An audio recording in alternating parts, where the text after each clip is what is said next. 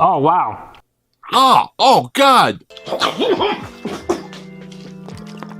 Hey, what's up guys? Welcome back to Benging with Babish, where this week we're taking a look at the cartridges featured in the Nintendo Switch. I've got 5 recipes for you today, and using the ingredients you see before me, we're going to see what we can do to improve things. First though, let's give the original recipe cartridge a taste. Just pop that in and ugh.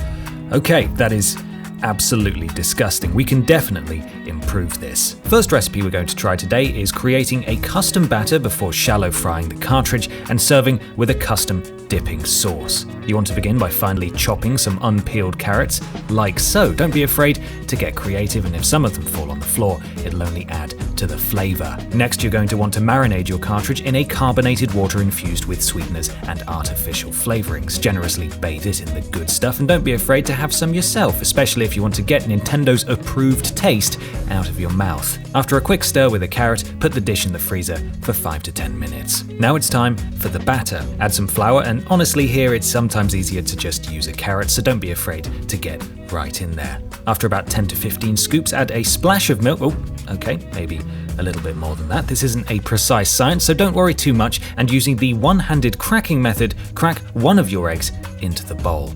No shell. That's actually genuinely surprising. Grab another carrot and mix that all together into a lumpy batter like so. Now, it's incredibly important to season your cooking, and what better way to capture all the flavors than to add a dash of mixed dry herbs.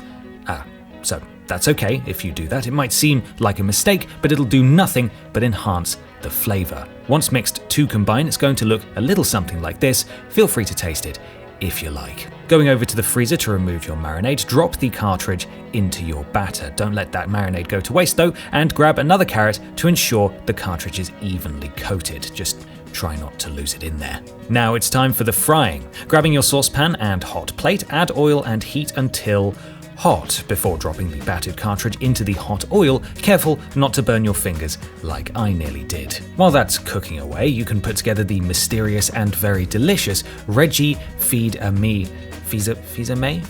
sauce. Wasting no part of the Nintendo Switch cartridge, rip a page out of the paper insert that comes with the box, tearing it into small pieces. Don't be afraid to chew some pieces before adding in order to add some moisture and enhance flavor. And you want to add some tomato ketchup. Oh, and don't forget to check on the frying cartridge as I did. Everything is fine. Don't worry. It's all fine. Everything's fine. Add the ketchup, a dashing of chip shop vinegar, and add a splash of Worcest ist Isherium est del Sorso, or as Americans like to mispronounce, Worcestershire sauce. Ridiculous. Once again, we add just a sprinkling of mixed herbs. That's fine, and then combine with a carrot. After frying for a few minutes, turn out the freshly fried device onto some kitchen towel and leave to cool before taking a minute to think about all the wrong decisions you've made in your life. And it's time to plate up. Gently sliding your fried cartridge onto the plate, arrange delicately and garnish liberally with the custom President of Nintendo America sauce. Let's get a look at that all-important cross-section, and now it's time for the moment of truth. Yes, that is very, very delicious. Much better than it was before. A deserving member of the Clean Plate Club. Oh, good God, my stomach. After a savory first course, it's time for recipe number 2, and as you can see, we're going for a sweeter approach this time around. With your fresh Switch cartridge sensibly in the middle of a chopping board, use a carrot to decant a healthy or unhealthy amount of chocolate spread onto your cart, ensuring you coat it until it's practically no longer visible.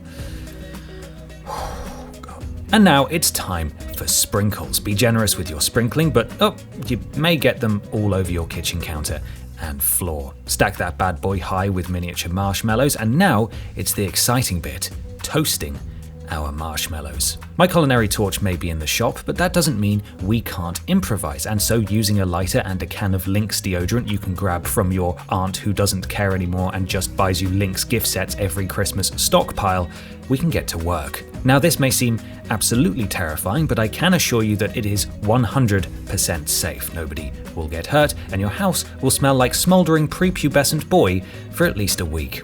A win-win. Having plated this second culinary sensation up, scoop it onto your spoon, shove it in your cartridge holder, and enjoy. You can really taste the links on that one. Another worthy member of the Clean Plate Club. Oh, oops, I'm fine. It's time for dish number 3. We're going to be using all of these to make... Oh no,